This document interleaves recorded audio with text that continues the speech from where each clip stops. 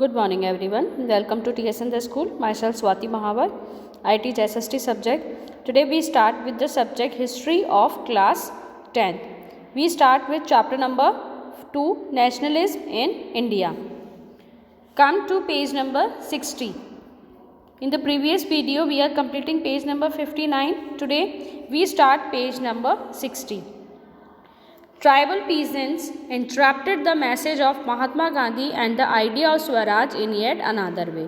अब जब tribal people ने यहाँ पर नॉन कॉपरेशन मूवमेंट के अंदर पार्टिसिपेशन शुरू किया तो उन्होंने स्वराज यानी स्वतंत्रता को अपने ही अलग तरीके से उन्होंने यूज़ किया। स्वतंत्रता का जो मीनिंग था उन्होंने अपने खुद के तरीके से उन्होंने उसको इंटरप्रेट कर लिया, अपने तरीके से उन्होंने उसको बना लिया। In the Gudem Hills of Andhra Pradesh, for instance, a militant guerrilla movement spread in the early 1920s, not a form of struggle that the Congress could approve. अब गुडेम हिल्स की हम बात करते हैं आंध्र प्रदेश के, वहाँ पर 1920 के अंदर वहाँ के लोगों ने एक आंदोलन शुरू किया। उस आंदोलन का नाम क्या था? गुरिल्ला आंदोलन और गुरिल्ला मूवमेंट। और ये जो आंदोलन था वो बिल्कुल अलग तरीके से शुरू किया गया। जिस तरीके से कांग्रेस ने इस आंदोलन को बोला था, नॉन कॉपरेशन मूवमेंट को शुरू किया था, उस तरीके से ना करके उन्होंने इसको वायलेंस के फॉर्म में शुरू किया।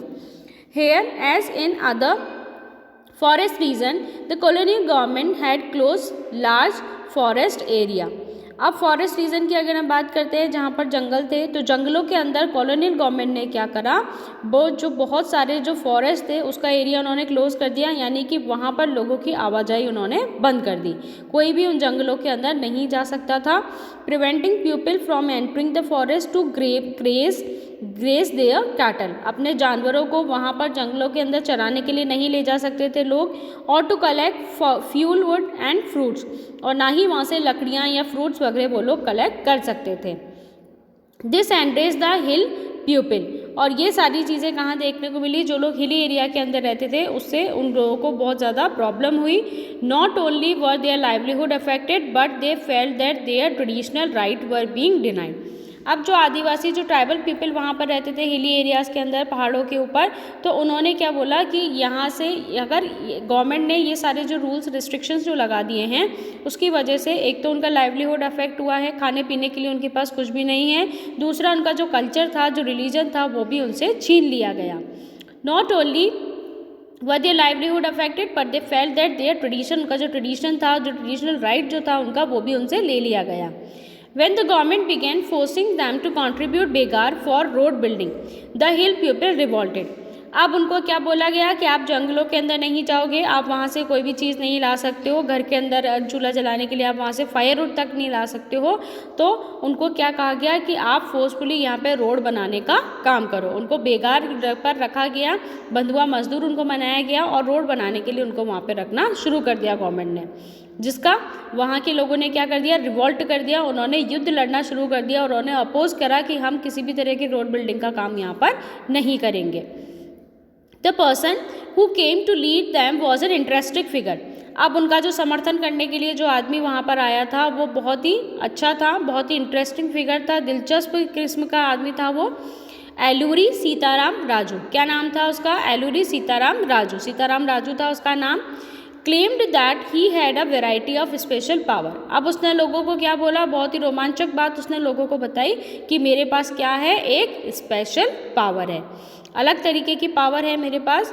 ही could make correct astrological prediction, आने वाले टाइम में क्या होता है ये उसको पता चल जाता है, क्या होने वाला है ये उसको पता चल जाता है और उसको अंदर वो चेंजेस भी कर सकता है।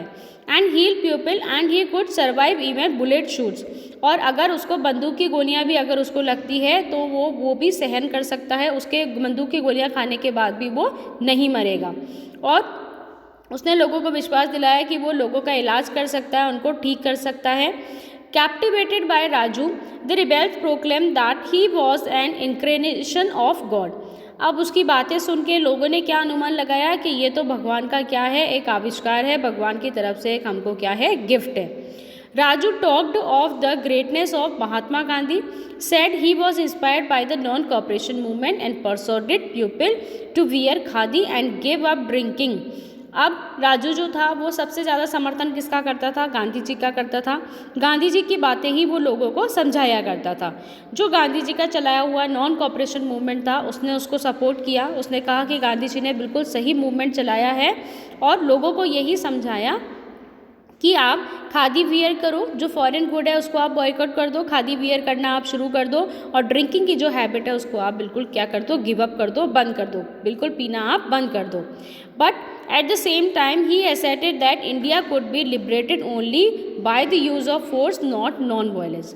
उसने लोगों को ये बात भी समझाई कि इंडिया जो है वो जो नॉन कॉपरेशन जो मूवमेंट है जो गांधी जी ने चलाया है, यानी कि उसने लोगों को ये बताया कि हमारा जो स्वराज है, हमारा जो फ्रीडम है वो हम नॉन कॉपरेशन के मूवमेंट के रास्ते पर चल के नहीं पा सकते हैं। अगर हमें स्वराज चाहिए, अगर हमें फ्रीडम चाहिए तो हमें नॉन वायलेंस तो करना ही पड़ेगा, यानी कि हमें लड़ाई झगड़े तो करने ही पड़ेंगे। नॉन वायलेंस के रास्ते पर चल के हम हमारे देश को आज़ाद नहीं करा सकते, उसका ये मानना था। The Gudem rebels attack police station. अब गुडेन्स रेबल्स जो थे, जो क्रांतिकारी थे, उन्होंने क्या करा, पुलिस स्टेशन के ऊपर अटैक करना शुरू कर दिया।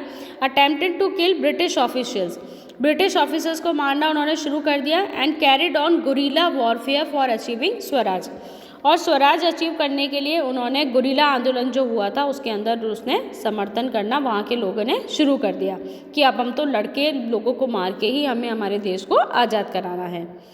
Raju was captured and executed in 1924 and over time became a folk hero. ठीक है, राजू को क्या करा, वहाँ की सरकार ने पकड़ लिया। पकड़ने के बाद में 1924 के अंदर उसको क्या कर दिया गया, उसको फांसी दे दी गई और फांसी होने के बाद में वो क्या बन गया, वहाँ के ट्राइबल पर्सन का वो हीरो बन गया। Next, swaraj in the plantation. अब प्लांटेशन के अंदर स्वराज कैसे मिला लोगों को? Workers too had their own understanding of Mahatma Gandhi and the notion of swaraj. अब जो प्लांटेशन जो करते थे, जो वर्कर्स प्लांटेशन करते थे, प्लांटेशन करने का जो काम करते थे, बागानों का जो काम करते थे, उन्होंने गांधी जी का जो स्वराज था, गांधी जी का जो नॉन कॉपरेशन मूवमेंट था, उसको उन्होंने अलग तरीके से अपने मीनिंग के अंदर लिया। For plantation workers in Assam, freedom meant the right to move freely in and out of the confined space in which they were enclosed, and it meant a retaining link with the village from which they had come.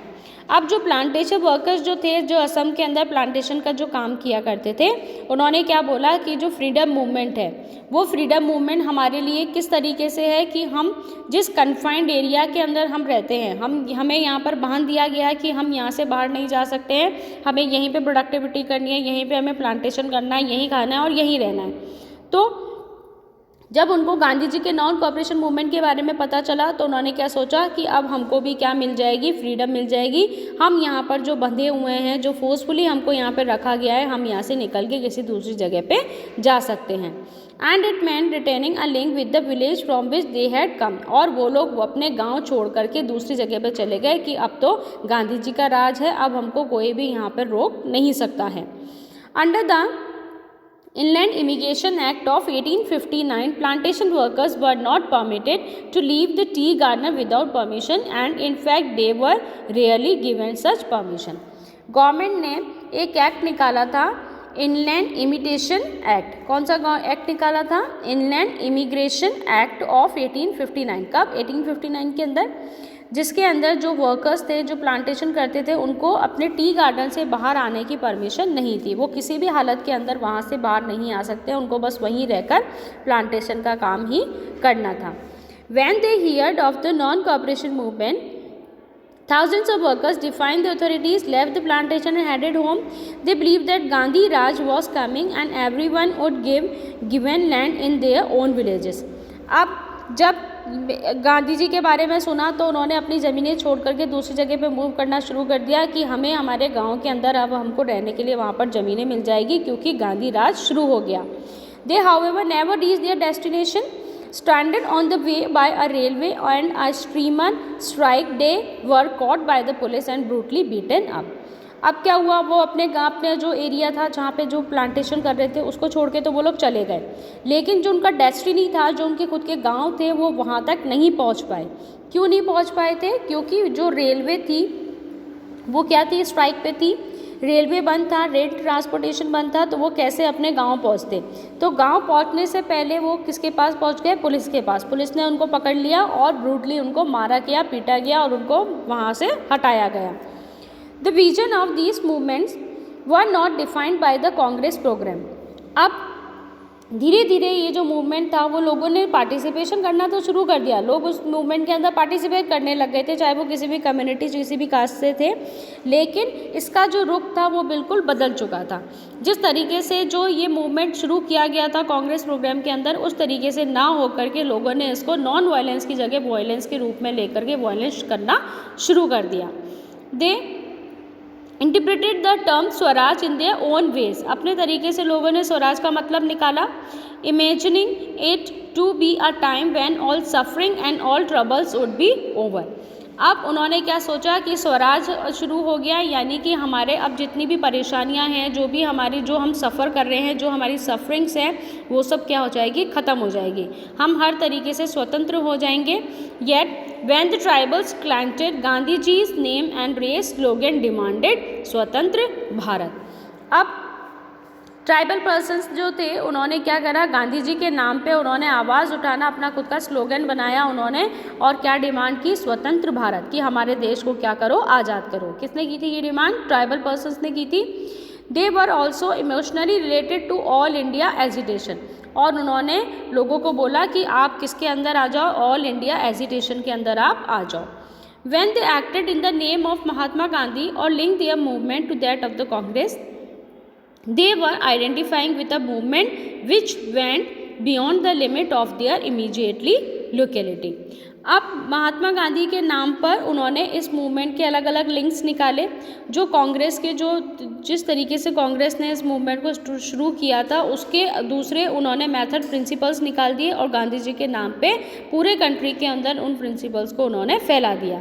They were identifying with a movement which went beyond the limits of their immediate locality, और उस locality तक ये movement ना रह करके दूसरी जगह पे फैल गया, और वहाँ पर जो लोग थे, लोगों ने अपने अकॉर्डिंग, अपने जिस तरीके से उनको स्वतंत्रता चाहिए थी, जैसे किसी को अपने गांव जाना था, किसी को अपने घर जाना था, किसी को गवर्नमेंट का बंधुआ मजदूर नहीं बनना था, तो जो उनकी स्वतंत्रता थी उसको उन्होंने अपना पर्पस मान लिया कि हमें क्या करना है, सिर्फ हमें स्वतंत्र कराना है।